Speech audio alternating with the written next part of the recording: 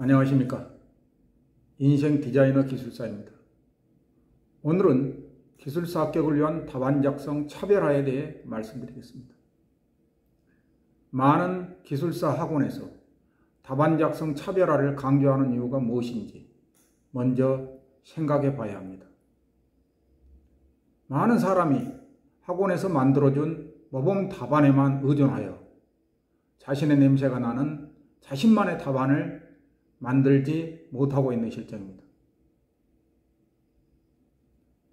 모든 기술사 시험 응시자들이 학원에서 만들어준 모범 답안과 비슷하게 작성하면 어떤 현상이 발생할까요?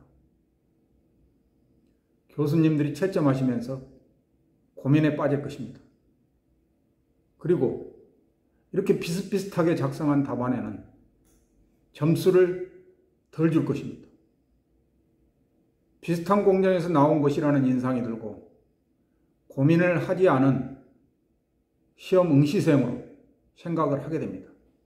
그래서 차별화된 답안이 필요한 것입니다. 교수님들은 시공기술사의 경우 시험에 응시한 인원 1명당 약 40페이지가량의 답안지를 채점합니다. 시험에 응시한 인원이 700명이라고 가정했을 때 28,000페이지의 답안지를 채점하게 됩니다. 28,000페이지는 엄청난 양입니다. 교수님 한 분이 처음에는 정성들여 채점하시다가 나중에는 눈이 침침해져서 채점에 어려움을 느끼게 됩니다. 이렇게 수험생이 작성한 답안지가 비슷비슷하고 너무 많은 인원이 응시하여 채점하는 것이 힘들 때 교수님은 차별화된 답안 내용을 찾을 것입니다. 교수님들은 대부분 단연간 채점을 하셔서 채점 요령에 대한 노하우를 가지고 계십니다. 그림과 표가 있는지, 핵심 키워드가 포함되어 있는지, 시공 사례나 발전 방안이 포함되어 있는지 등을 주의 깊게 볼 것입니다. 우리 속담에 크게 될 나무는 떡잎부터 알아본다는 말이 있습니다. 여러분이 합격자 명단에 들어가기 위해서는 떡잎이 그럴싸하게 보이도록 답안을 작성해야 합니다. 저는 기술사 공부를 8년 동안 했는데 수도 없이 기술사 시험에 떨어졌습니다. 교수님이 어떤 답안지를 좋아하시는지 알지도 못했고 나 잘난 맛에 글자로만 가득 채웠으며 답안 중간중간에 그림과 표도 넣지 않았습니다. 나의 경쟁자들은 그림도 넣고 표도 넣고 핵심 키워드도 빠짐없이 작성하였습니다. 그래서 나는 교수님의 눈에 띄는 답안지를 작성한 합격자의 들러리만 섰습니다. 혼자 잘난 맛에 답안을 작성해서는 안 됩니다. 그러면 고생합니다. 28,000페이지 채점을 하시는 교수님의 마음을 헤아려야 합니다. 시험 채점은 교수님 3분이서 하는데 공정성을 기하기 위해서 각각 다른 점수를 부여하죠. 어떻게 하면 교수님이 편하게 채점하시면서 나에게 1점이라도 더 주게 답안을 작성하게 할 것인지 고민해야 합니다. 답안 차별화를 위한 방안에 대해서 알아보겠습니다. 첫째, 문제지를 받으면 각 문제별로 어떤 식으로 작성하겠다는 전략을 머릿속으로 수립하고 키워드를 문제지에 계략적으로 작성합니다. 둘째, 본론부의 주요 제목 및 주요 제목 각 아이템의 소제목 3가지는 가장 중요하다고 생각되는 내용으로 가장 상단에 위치시켜야 됩니다. 소제목의 길이가 너무 짧으면 성의가 없는 것으로 보일 수 있으므로 제 경험상 7자 정도는 최소 7자 이상으로 작성합니다. 셋째, 시공사리와 발전 방안을 본론부에 주요 제목 아이템으로 따로 뽑아야 합니다. 넷째, 표와 그림을 답안지에 적정한 곳에 작성합니다. 여러분은 회사 업무를 수행할 때 많은 보고서를 보았을 것입니다. 여러분은 보고서를 볼 때 표와 그림이 있으면 이해가 쉽다는 사실을 이미 알고 있습니다. 채점하시는 교수님도 표와 그림이 있으면 채점을 쉽게 할 수 있습니다. 이 사람이, 이 수험생이 이 정도 그림과 표를 그릴 정도이면 합격할 수 있는 점수를 줘도 되겠다는 생각을 하게 됩니다. 모든 사람의 뇌는 이기적입니다. 채점하시는 교수님도 자신을 고생 덜 시킨 답안 작성자에게 호감을 가질 수밖에 없습니다. 채점을 쉽게 한 답안지에 더 많은 점수를 주는 것은 당연합니다. 사람은 로봇이 아니어서 감정의 지배를 받기 때문입니다. 표와 그림은 자신이 생각하기에 정리가 잘 되어 있다는 출판사의 기본서나 그림도회 기술사 참고서적, 대한건축학회의 건축기술지침 1, 2권을 참고해서 창의적으로 만들면 됩니다. 표는 종으로 4칸, 행으로 4칸 이상 만들지 않는 것이 좋습니다. 답안 작성 시간이 부족하기 때문입니다. 그림도 너무 복잡한 것을 그리면 안 됩니다. 그리는데 시간이 많이 걸립니다. 그래서 아이디어를 내서 쉽게 그릴 수 있는 표나 그림을 작성해야 합니다.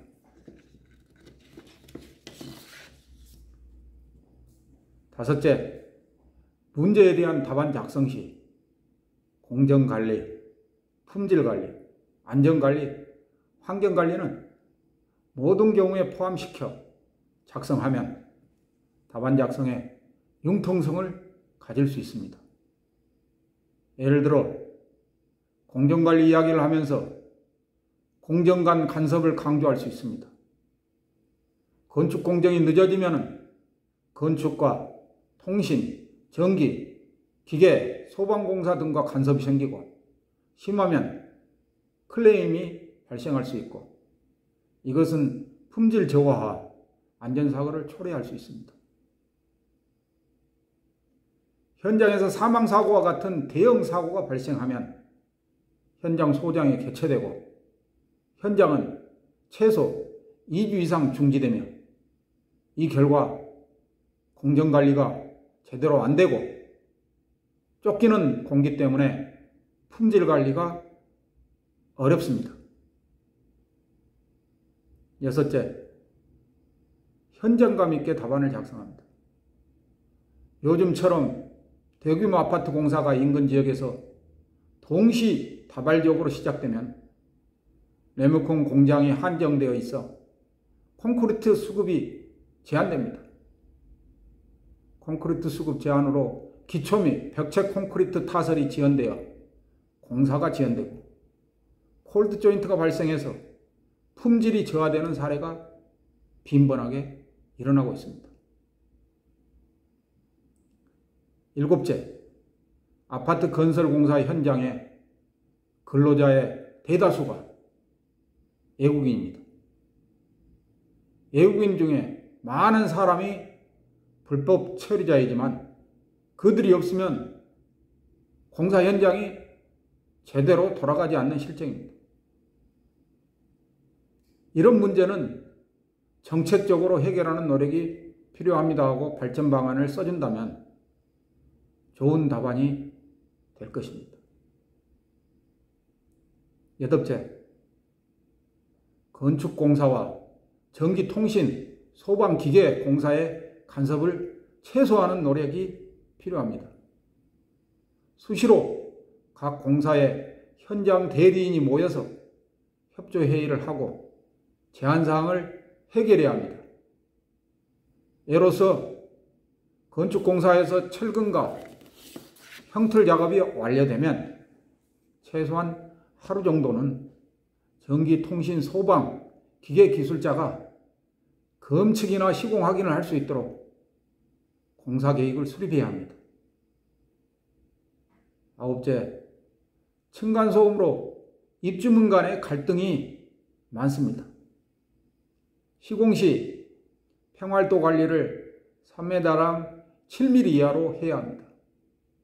평활도 유지를 위해 최대한 평탄하게 콘크리트를 타설하고, 그래도 안 되면 그라인더로 높은 것은 갈아내고 낮은 것은 모르타르 미장을 해야 합니다.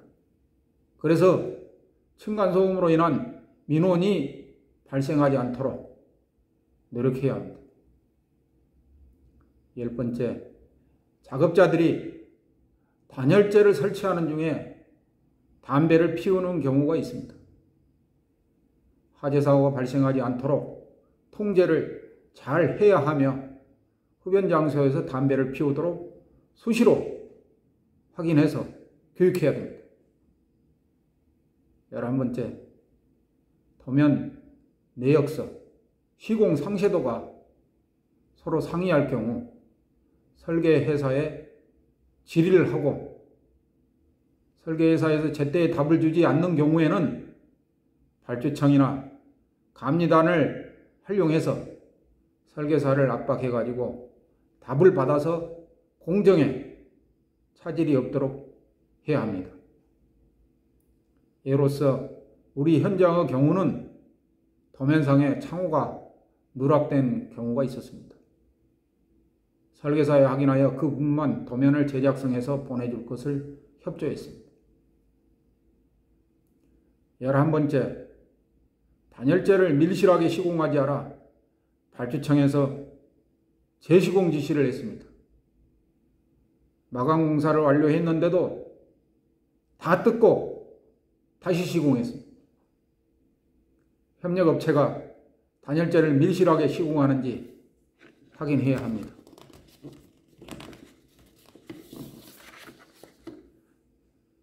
12번째, 아파트 동별로 균열관리 대장을 작성하고 시공사에서 보수한 내용을 감리단에서 확인 서명을 받은 후 서류를 보관해야 됩니다. 이때 시공 전중 후 사진도 촬영을 해야 합니다. 균열의 보수 시기는 도장공사 전까지 혹은 대매우기 전까지입니다. 13번째, 피복 두께가 안 나오는 부분이 없도록 검측을 철저히 해야 합니다. 국토교통부 검열관은 피복 두께를 철저히 보고 있고, 지진이 발생했을 때 구조물이 쉽게 붕괴되는 것은 피복 두께가 제대로 지켜지지 않은 것도 하나 원인입니다. 그래서 국토교통부에서는 피복 두께를 강조합니다. 14번째, 대체 휴무제, 8호제, 일요일 공사 전면 중지 때문에 공정관리가 어렵습니다. 정책적으로 해결책이 필요한 실정입니다. 15번째, 공사가 바쁘다 보면 안전 통로에 물건이 적치되는 경우가 있습니다. 그런 경우가 발생하지 않도록 해야겠으며, 안전 통로에는 비상상황 시 빠르게 대피하는 통로이기 때문에 적치하는 물건이 있어서는 안 됩니다. 16번째, 노조의 과도한 요구 때문에 공사가 중지되는 경우가 많습니다. 노조와 시공사가 서로 윈윈할 수 있도록 조치해야 합니다. 마지막으로 설계 변경 소요는 미리 예측하고 발주청 갑니다. 시공사 통합회의 시 설계 변경을 사전에 토의하고 회의간에 협조 서명을 받고 그것을 근거로 설계 변경 자료를 준비해야 합니다. 설계 변경 서류도 통합회의 시 검토하는 원스톱 체계가 이루어질 수 있도록 해서 행정시간을 최대한 단축하는 노력이 필요합니다. 오늘 말씀드린 내용을 요약하겠습니다. 첫째, 표와 그림을 답안에 작성해야 합니다. 둘째, 현장감 있게 답안을 작성해야 합니다. 셋째, 출제 문제에 적합한 키워드는 반드시 포함시켜야 합니다. 넷째, 글씨는 채점하는데 고생하시는 교수님을 배려한다는 생각으로 가능한 정성을 들여서 써야 합니다. 보기 좋은 것이 먹기 좋다는 사실을 잊어서는 안 됩니다. 기술사 시험 공부를 하는 모든 분들의 빠른 합격을 기원합니다. 이상 인생 디자이너 기술사였습니다. 영상이 여러분에게 도움이 되었다면 좋아요와 구독 부탁드립니다.